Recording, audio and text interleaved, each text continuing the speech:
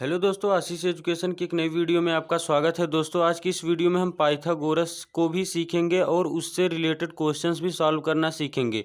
दोस्तों, इस टाइप के क्वेश्चन सॉल्व करने से पहले आप लोगों को बता देते हैं कि पाइथागोरस प्रमेय होता क्या है। दोस्तों, पाइथागोरस की खोज पाइथागोरस ने की थी। उन्होंने इसी अपने ही नाम पर पाइथागोरस प्रमेय को रखा था। दोस्तों, उन्होंने दो कथन दिया था कि किसी भी समकोण त्रिभुज में वो समकोण त्रिभुज होना चाहिए तो ही ये नियम इनका लागू होता है, अन्यथा यह नियम लागू नहीं होगा। उन्होंने कहा था कि सबसे बड़ी भुजा कर्ण होती है, यानी कि उनका पहला स्टेटमेंट यही था कि सबसे बड़ी वाली भुजा कर्ण होती है। दूसरा स्टेटमेंट था सबसे बड़ी भुजा कर्ण, सबसे बड़ी वाली भुजा कर्ण का वर्ग शेष दोनों भुजाओं के वर्गों के योग के बराबर होती है। उन्होंने एक स्टेटमेंट यह भी दिया था कि कर्ण का स्क्वायर बराबर लंब का स्क्वायर प्लस आधार का स्क्वायर। इसी से क्वेश्चन सॉल्व होते हैं। चलिए क्वेश्चन को सॉल्व करके आपको भी सिखाते हैं कि आप कैसे सॉल्व करेंगे।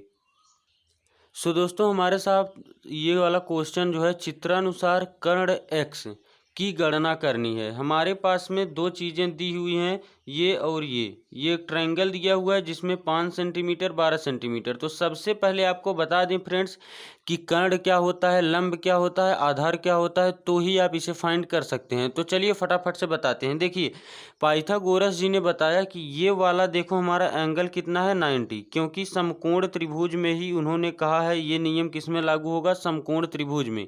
ये वाला 90 डिग्री है। एक कोण जो 90 डिग्री होगा, ध्यान से आप लोग सुनिएगा, जो 90 डिग्री होगा उसी के सामने की जो भुजा होगी उसे हम कहेंगे कर्ण। क्या कहेंगे फ्रेंड्स? कर्ण कहेंगे। जो 90 डिग्री होगा उसी के सामने जो भुजा होगी उसे हम कहेंगे कर्ण।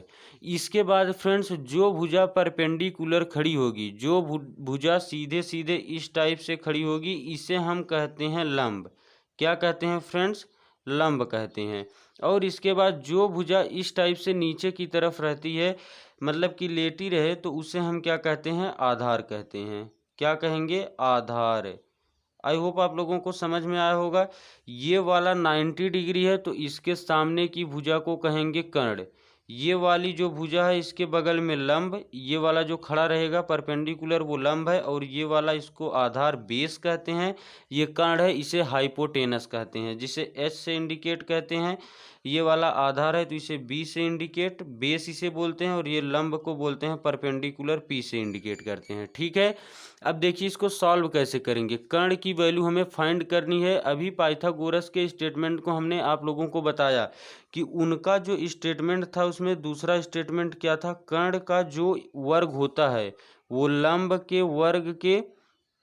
लंब का वर्ग और आधार का वर्ग, यानी कि दोनों का वर्ग कर दीजिए और उनको आपस में ऐड कर दीजिए, उसी के बराबर होता है कि नहीं। अभी हमने जब वो स्टेटमेंट उनका दिखाया था तो उसमें सेकंड स्टेटमेंट यही था।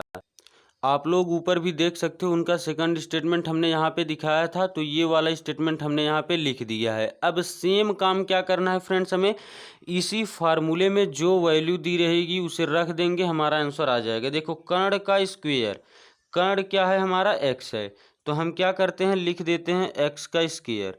अब देखो, कर्ण एक्स था, हमने लिख दिया, स्क्वायर ऑलरेडी था। अब हमें क्या करना है, लंब का स्क्वायर। लंब क्या है हमारे पास में? 5, और उसका स्क्वायर, तो हमने कर दिया स्क्वायर प्लस। अब ये देखो हमारा कितना है, आधार, आधार हमारा है 12, आधार 12 है तो हम रख देंगे 12, स्क्वायर है तो यहाँ पे भी स्क्वायर। कर्ण नहीं दिया था हमें, हमने x मान के उसका स्क्वायर किया। लंब 5 दिया था तो उसका स्क्वायर, आधार 12 दिया था तो उसका स्क्वायर। अब x का स्क्वायर इज इक्वल टू 5 का स्क्वायर क्या होता है फ्रेंड्स? 25 होता है, प्लस इस 12 का स्क्वायर क्या होता है? 144 होता है।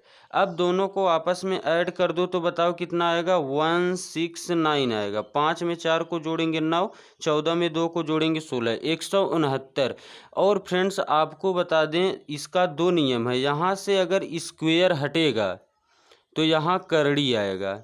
एक नियम ये होता है और दूसरा नियम ये होता है, चाहे तो हम देखो बताते हैं कैसे। पहला नियम है, यहाँ से स्क्वायर हटाते हैं तो यहाँ पे आता है हमारा करड़ी, और 169 का वर्गमूल आप लोग बताइए क्या होता है, आप लोगों को पता होगा 13।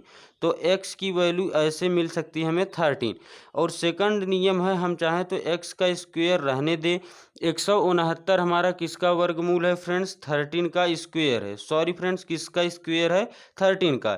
इस स्क्वायर से ये स्क्वायर कट गया तो भी हमारा x की वैल्यू क्या फाइंड हुई हमें, 13। तो आप दोनों तरीके से x की वैल्यू फाइंड कर सकते हैं। अगर हमसे कर्ण दिया होता, लंब पूछता, चाहे आधार पूछता, तो भी हम यहाँ पे पक्षांतर करके निकाल सकते हैं। अगर कोई डाउट है तो कमेंट जरूर करिएगा, और अगर समझ में आया हो तो वीडियो को लाइक करके, चैनल पर फर्स्ट टाइम आया तो सब्सक्राइब कर लीजिए। धन्यवाद दोस्तों।